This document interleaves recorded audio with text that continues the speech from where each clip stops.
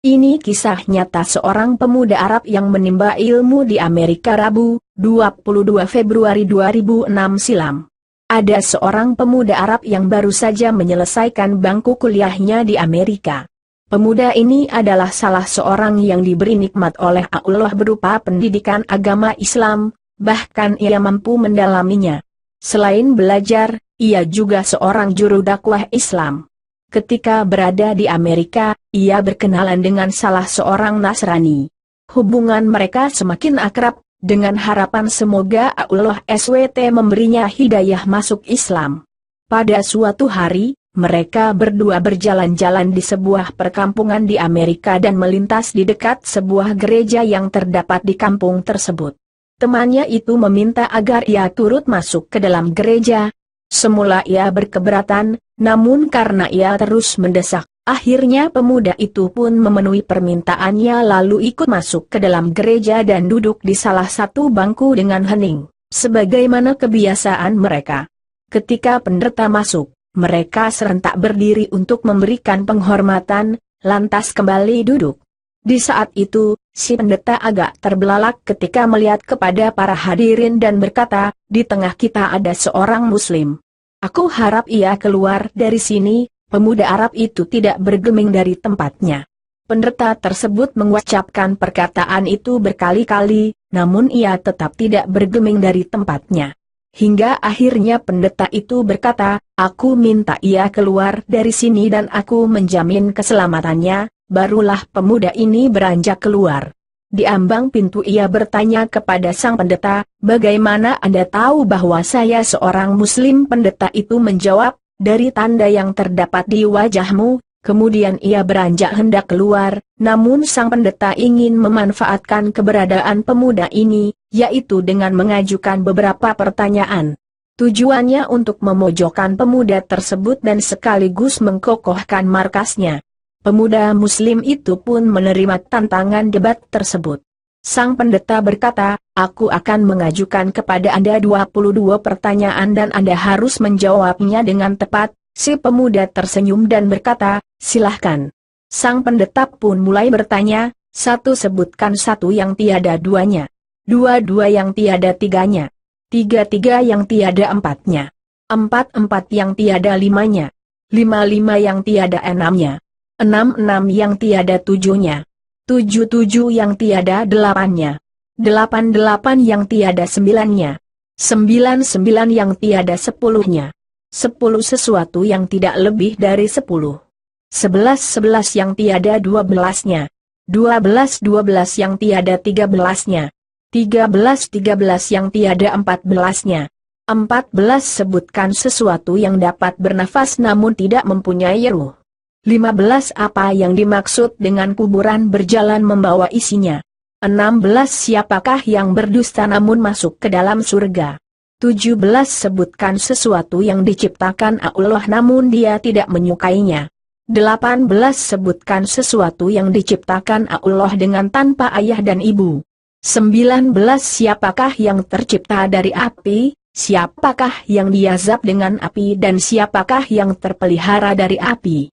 20 siapakah yang tercipta dari batu, siapakah yang diazab dengan batu dan siapakah yang terpelihara dari batu. 21 sebutkan sesuatu yang diciptakan Allah dan dianggap besar. 22 pohon apakah yang mempunyai 12 ranting, setiap ranting mempunyai 30 daun, setiap daun mempunyai 5 buah, 3 di bawah naungan dan 2 di bawah sinaran matahari. Mendengar pertanyaan tersebut, pemuda itu tersenyum dengan senyuman mengandung keyakinan kepada Allah. Setelah membaca basmalah ia berkata, "Satu yang tiada duanya ialah Allah SWT. Dua yang tiada tiganya ialah malam dan siang. Allah SWT berfirman, dan kami jadikan malam dan siang sebagai 2 tanda, kebesaran kami, Al-Isra 12.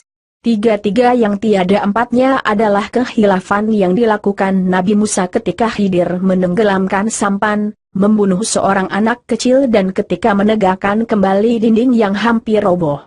4 yang tiada limanya adalah Taurat, Injil, Zabur dan Al-Quran. 5 yang tiada enamnya ialah salat 5 waktu. 66 yang tiada tujuhnya ialah jumlah hari ketika Allah SWT menciptakan makhluk.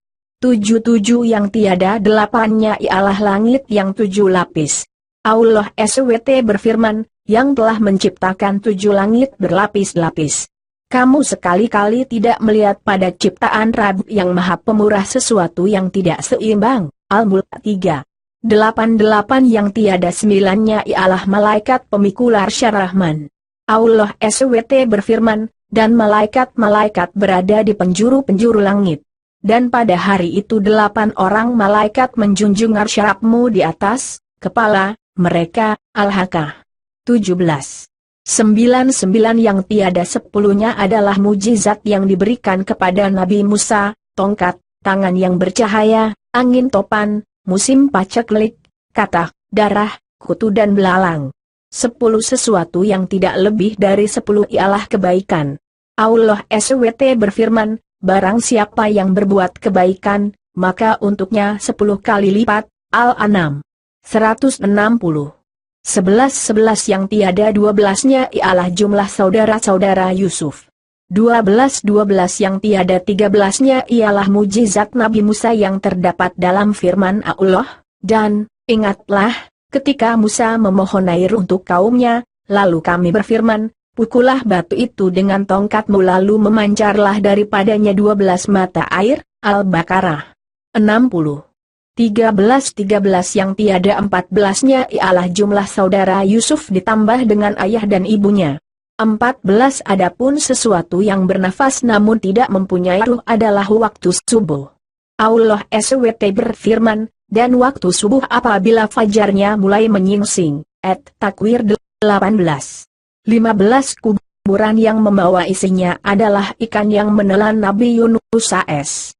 16 mereka yang berdusta namun masuk ke dalam surga adalah saudara-saudara Yusuf, yakni ketika mereka berkata kepada ayahnya, wahai ayah kami, sesungguhnya kami pergi berlomba-lomba dan kami tinggalkan Yusuf di dekat barang-barang kami, lalu dia dimakan serigala. Setelah kedustaan terungkap, Yusuf berkata kepada mereka, tak ada cercaan terhadap kalian, dan ayah mereka Yakub berkata, aku akan memohonkan ampun bagimu kepada Rabbku.